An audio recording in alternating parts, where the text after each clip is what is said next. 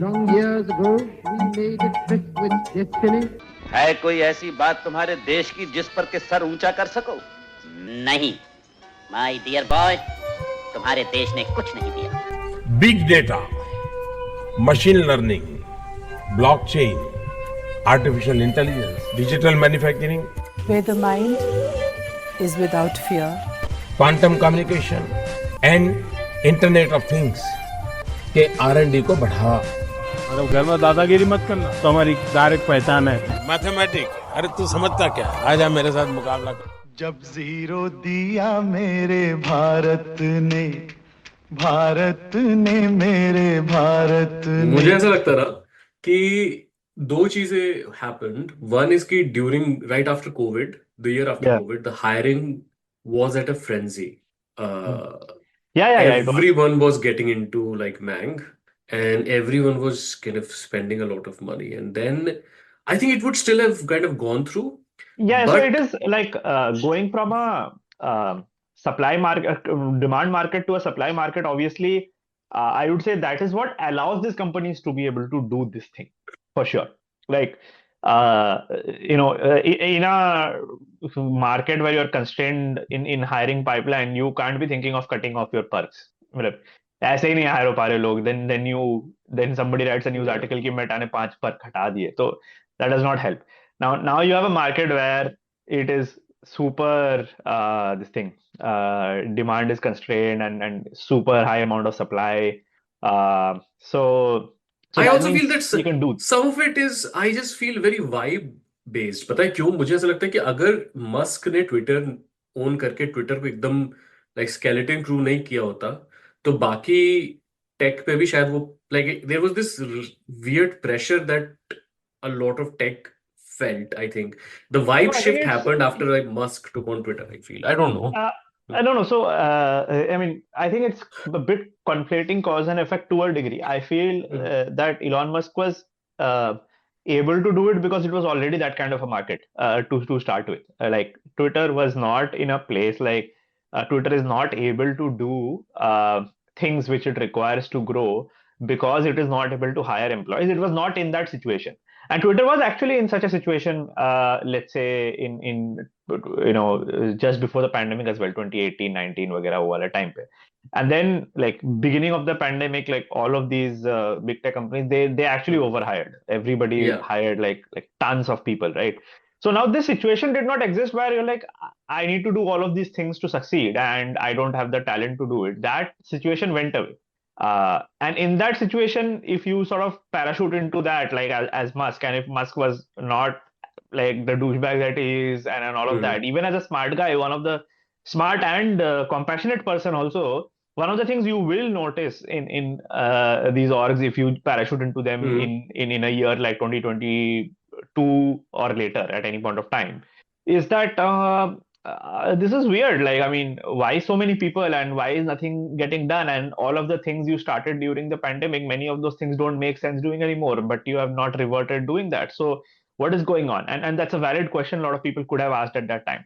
And I think Musk did it in like taking like a hatchet to it rather than like doing it in a a nice and procedural way, which kind of made more of the headlines.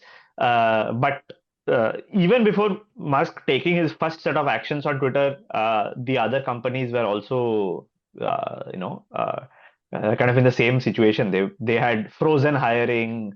They were internally trying to reduce the director VP layer because too many director VPs exist and decision making had slowed down. So all of this was already happening in these companies. Musk kind of, I would say, showed that, hey, we can do it faster. We can just remove everybody randomly. And not really everybody followed suit in the same way. I would say it made it culturally appropriate to lay off people.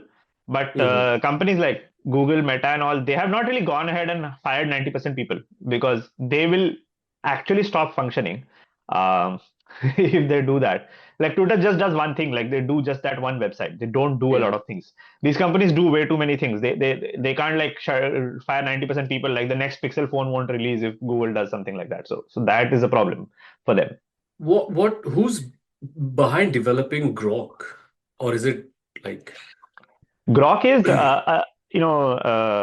like he created a new team called XAI, and he did takes a lot of people from Twitter into that as well. But it has a lot of people, ex OpenAI, ex Google, ex Meta also in it. Uh, I mean, Elon Musk has a certain brand appeal in a certain, incel crowd, which has a very big yeah? overlap with the tech crowd. And so, like, if you try to hire in the tech using that as a positive feedback signal, you will still find like market for that, right? Oh yeah, of Uh, course. I think so incel बोलना शायद थोड़ा सा unjustified होगा. I think libertarian, like a libertarian, I've not never met a good libertarian. I've only met libertarians who are like, um, I mean, the reason the incel and the libertarian overlap is also very high, I feel, is yeah, because um, ये Musk वाले company में it's rare to find people who are actually married and have kids. hmm, Okay, so that's rarer. I'm not saying कि people who are married and have kids don't have the libertarian bent, but the very basic US में political divide between men and women वाला thing. hmm, तो उसमें ज्यादा ना women are all left inclined hmm, and men are all right inclined. तो वो men are all right inclined, 60% men are right inclined, the 40% are left. वो 40% majority are the married one, right? Because they have the woman inside the house to empathize with, and hmm. if you look at the 20-year-olds who have never interacted with women, deeply enough to understand their perspective. So, हाँ नहीं, I agree मैं पर तुम देखोगे कितने सारे VCs like from your Andreessens to all of these no, no. your So they Sachs, they are not they are numbers. also That's so. what they Hmm, don't make up the numbers. They don't. They are the ones who are like surfing at the top of the wave, but they are not the wave. I hmm, feel. I feel the mass. Like वो Twitter पे जो full sock puppet army behind Musk, that is mostly young men who have not actually started living a fuller life, who don't understand how the world works wala part. And it's a great resource to be used by the yeah, these VCs and the people. Musk and those people. They can use that as a very nice weapon. And But the people at the top are much fewer, right? So because you will see, like, there is the whole middle ground of people who are well off, Hmm, right? And I see, like, in big tech there is a whole crowd of like people who are in their mid 30s, in their 40s. hmm, They have families and they have kids, and they love the concept of work life balance. They don't want to work on weekend for Elon Musk or Zuckerberg or anybody for hmm, that matter.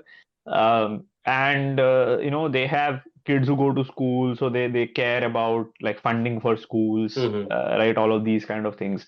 So that crowd is generally not part of this wave, and also they are not investors or they are not startup founders, so they don't see the benefit of instigating this crowd to their benefit. They don't have any way to benefit out of this, right?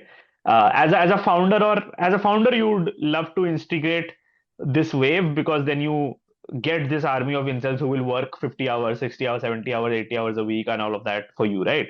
Or if you're a VC, you would get this mass momentum to drive policy towards more capitalistic nature.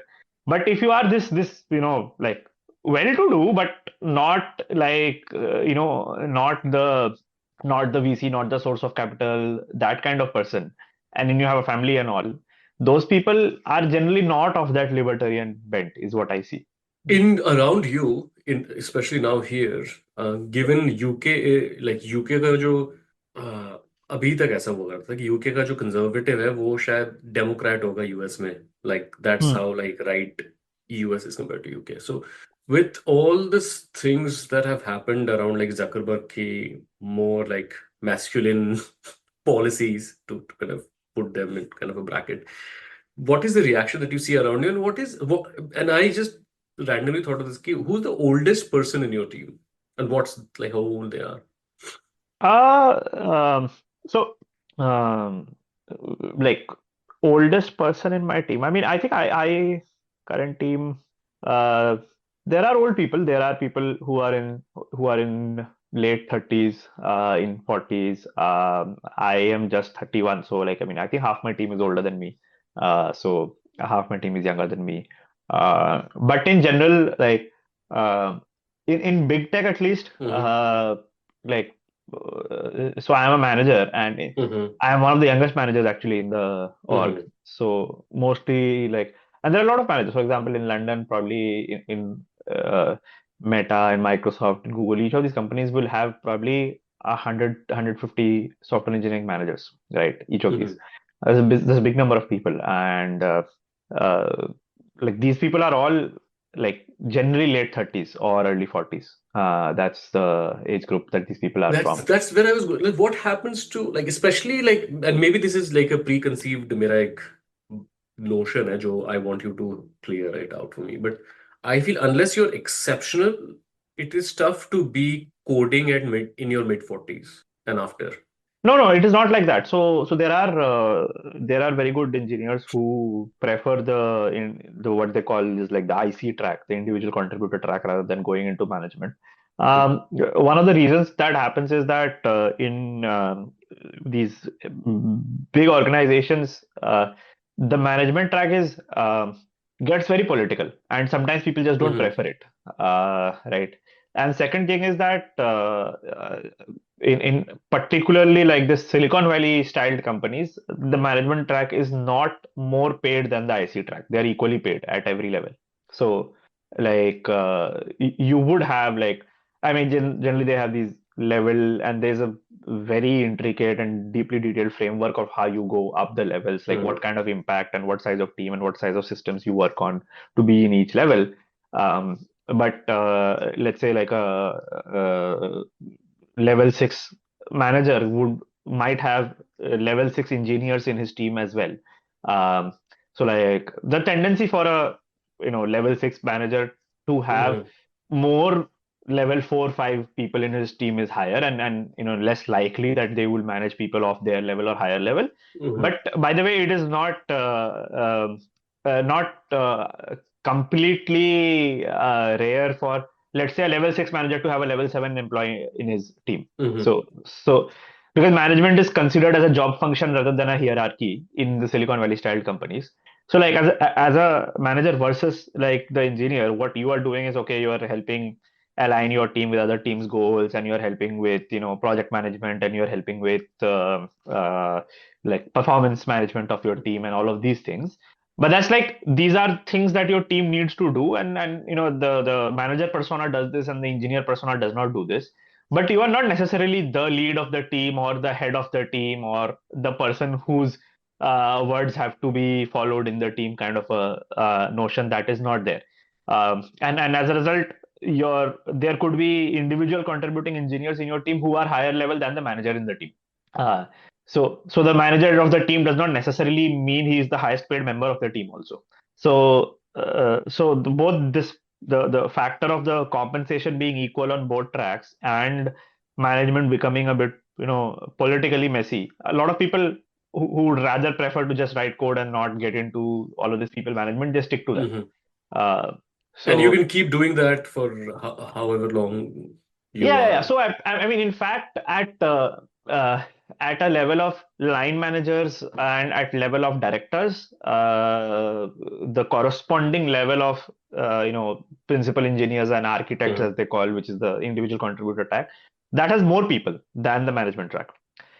When you get to the VP level, that's where the corresponding individual contributor level has actually less people, because as an individual contributor to get to a level where a VP is very difficult, because then you would have had to publish industry defining papers, or you would have had to invent a piece of technology that runs a lot of the industry. That kind of impact gets you to the VP level in the IC track, basically. So that becomes much rarer, because very few people can do that level of impact. But organizationally, there are much more VPs that are required, because there are a lot of big businesses that the company is doing. So the number of VPs is generally more than level 9, level 10 engineers, which is the same level as VPs. But managers are less than level 6, 7 engineers. Directors are less than level 8, 9 engineers. So manager and director levels are actually less populated than the individual contributor track in these companies, which is a bit different from, let's say, typically like traditional engineering companies, like let's say people who do like provide IT staffing, like a Deloitte, or even like NJ, like software for finance kind of companies, like a JP Morgan, Goldman Sachs. There, what happens is generally at like there would also be like principal and architect kind of designations, which Yeah. are equivalent of a director. But like a company would generally not have more architects than a director in that company. That's not how it happens. Like the hierarchy kind of is set in a very pyramid structure. Here, it's not like that in the Silicon Valley big tech companies. Now, going back to the original kind of thing that we were talking about, right? Like, how much, like, I understand that there is a certain amount of repeatability to the work which can be done through tech know-how and a lot of tech Yeah. understanding and transfer between tools and platforms also. But how much of art is there to finding something new, either from what exists or something new from a place where nothing exists? The reason I'm asking you this is because I'm trying to get to again AI and Yeah. what we've been talking about, like, because the thing that fascinates me is not AI as it is right now, but like Yeah. we've been talking about AI like from Matrix and before, like people have Yeah. imagined it, but I don't think it looked like what it is right now for us, right? Yeah. So I was just wondering, like, if you think about everything that you do or people around you do, how much of it requires creativity versus repeatability of knowledge? Yeah, I mean, so here's how I think about it, and this might not be like a universal truth, but here's my viewpoint on this creativity thing. There are two lines of thought which kind of intersect here. One I feel is that uh, there are people who can who have like good taste in terms of what uh, you know what looks better, looks more beautiful versus what does not. Whether it's talking about like a scene of a movie or a painting or just listening to a music piece or stuff like that. But they have not been able to or haven't had the time to so far in life to develop the skill to generate that piece of art themselves, but they can be a good judge of actually which one is better, which one is worse, right? And sometimes like let's say if I say that I want like describe a scene like this person is walking and here's a road and something etc. And I want it in the impressionist style, Van Gogh type with paintbrush dab kind of painting. So they know about art, they know about different art forms, they know which art form they like. They know like of the same art form, the same painting, if they see two of them, they have they have a very clear taste of which one they like and all of that, but they have never had the time or ability or patience or whatever to learn to actually paint, or they even don't have like the toolkit to do it, like they don't have the paintbrush and all of that. And I think that one of the things is like if you can just kind of abstractly define that this is what I'm thinking the final output is like, and some tool can get you somewhere there, and you can do a bunch of trial and error till you can like get the thing that by your taste you feel best. So that is obviously also another thing that is happening in today's world, right? You'll see that like the ability to generate very high quality VFX scenes like Michael Bay Transformer kind of stuff, right? It's super hard. The process is very hard. You need a very big team, a lot of VFX work. You need a lot of money, but more than the money, that just the set of people with the skill to be able to do that itself is so few because it's hard to do it. And with generative AI, you don't need to do graphics generation and all. It can actually just generate the final output video also sometimes. And somebody has like this, in their mind while they daydream that this particular scene in a Transformer style I want to someday shoot, and they don't know where they can even start. And today they have some tools to be able to do that. So there is a line of, I think, that getting unlocked also happens because of these tools. And in these tools, like the tool itself is not providing the creative input in a way, but you're kind of giving the structure, and it is still generating that stuff. Long years ago, we made a tryst with destiny. है कोई ऐसी बात तुम्हारे देश की जिस पर के सर ऊंचा कर सको? नहीं, my dear boy, तुम्हारे देश ने कुछ नहीं दिया। Big data, machine learning, blockchain, artificial intelligence, digital manufacturing, where the mind is without fear, quantum communication and internet of things के R&D को बढ़ावा। मतलब घर में दादागिरी मत करना, तो हमारी डायरेक्ट पहचान है। मैथमेटिक्स, अरे तू समझता क्या, आजा मेरे साथ मुकाबला कर। जब जीरो दिया मेरे भारत ने, भारत ने, मेरे भारत ने